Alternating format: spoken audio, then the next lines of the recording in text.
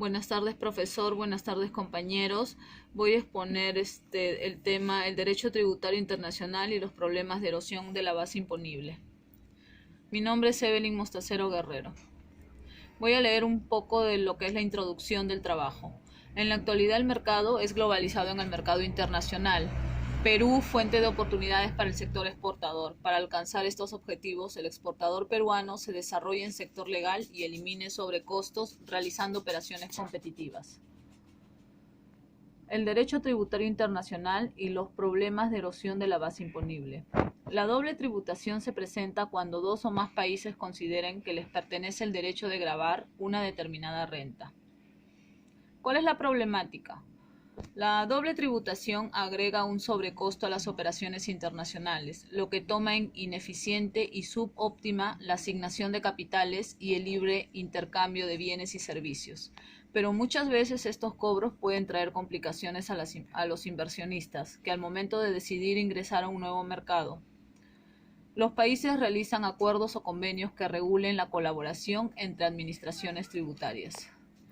¿Cuál es el objetivo? El objetivo es que se realicen acuerdos o convenios que regulen la colaboración entre las administraciones tributarias.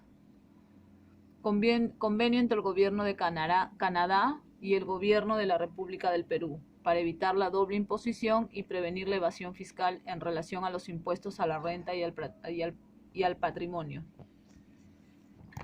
Voy a leer un poco de lo que es el residente.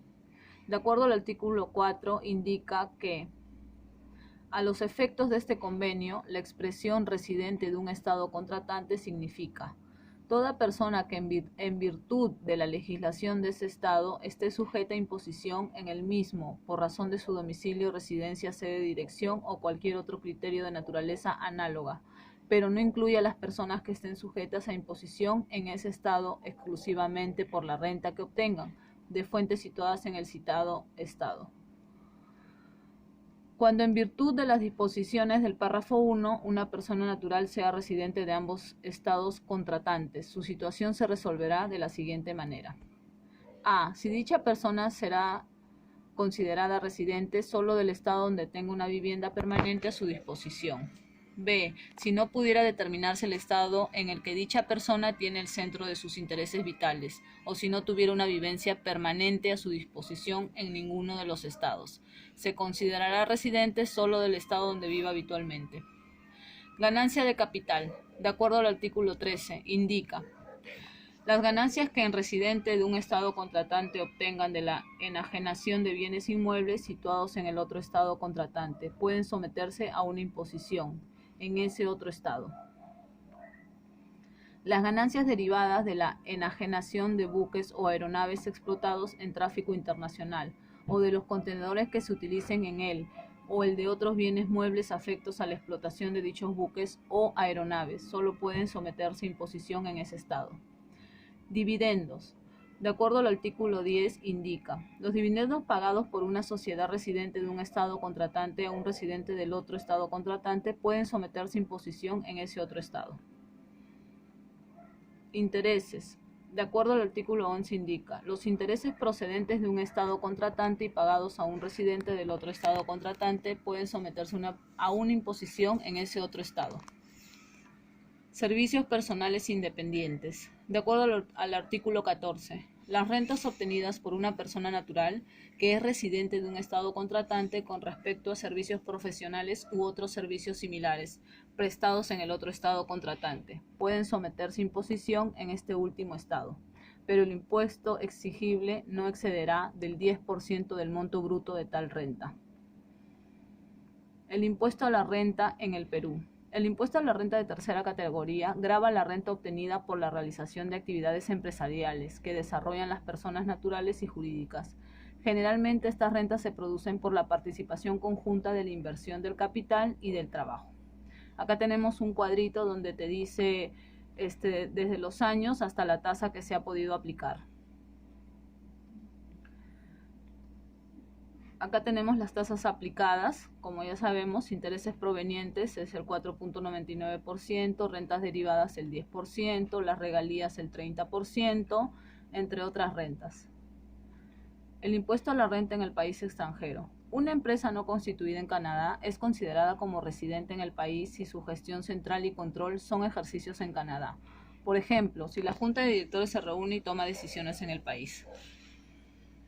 Acá tenemos otros estudios, tenemos un cuadrito donde está el CDI de Brasil, de Canadá, tenemos los dividendos, los intereses, ¿no? Los porcentajes, los servicios digitales de Chile, Corea, México.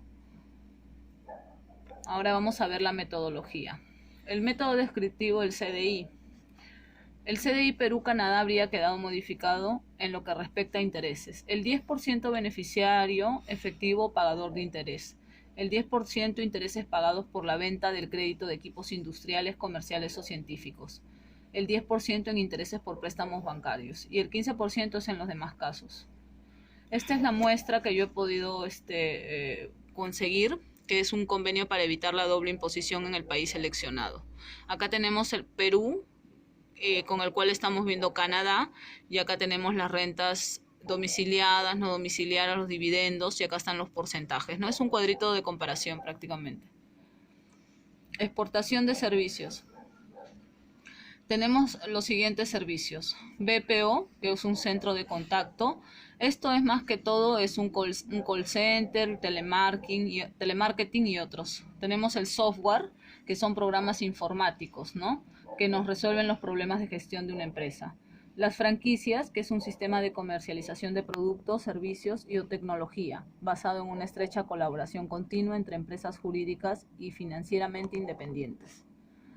La conclusión de este trabajo es que, de acuerdo a lo que hemos podido observar de la aplicación del CDI entre Perú y Canadá, resulta conveniente el aprovechamiento de este CDI debido a que establece como regla general la tributación exclusiva en el estado de residencia del contribuyente respecto a los beneficios empresariales obtenidos, a no ser que estos se atribuyan a un establecimiento permanente constituido en el otro estado.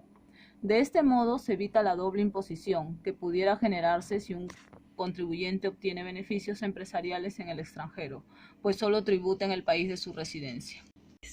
Recomendación. Una de mis recomendaciones sería solicitar los certificados de residencia en un tiempo prudente a efectos que no se realicen pagos indebidos o retenciones indebidas, que aunque luego puedan solicitarse su devolución, en muchas ocasiones terminan procedimientos de reclamación y apelación en la vía administrativa, de larga duración. Eso sería en cuanto al trabajo, y ahora voy a ver lo que es el análisis comparativo del CDI Perú-Canadá. Sin convenio sería de esta manera, ¿no? La tasa de impuesto a la renta el 29,50%, en Canadá el 31%. Retención de no domiciliarios, en Perú 30% y en Canadá 25%. Acá tenemos la renta de fuente extranjera, 45.000 igual. Acá tenemos los ingresos domiciliados, los no domiciliados, el total de ingresos, los gastos, la utilidad. Todo esto está en el Excel. Sin convenio sería de esta forma. Impuesto a la renta domiciliario en Perú 20.650, en Canadá 21.700, y la retención del no domiciliado en el Perú sería de 11.250 y en Canadá 13.500. Acá tenemos los totales. Y acá hay otro cuadro del análisis comparativo del CDI Perú-Canadá con convenio, porque lo hemos visto sin convenio.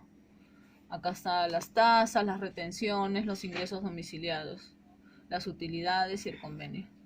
Bueno, para finalizar, mi conclusión sería, el país beneficiado es Perú por el acuerdo del convenio firmado, de acuerdo a este cuadro o a este análisis que se ha podido ver.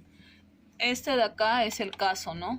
El caso. La empresa Sauce tiene una renta mundial de 140.000, de los cuales 95.000 proceden de su país de residencia y 45.000 del otro. Y este sería el caso ya resuelto. Eso sería todo. Gracias.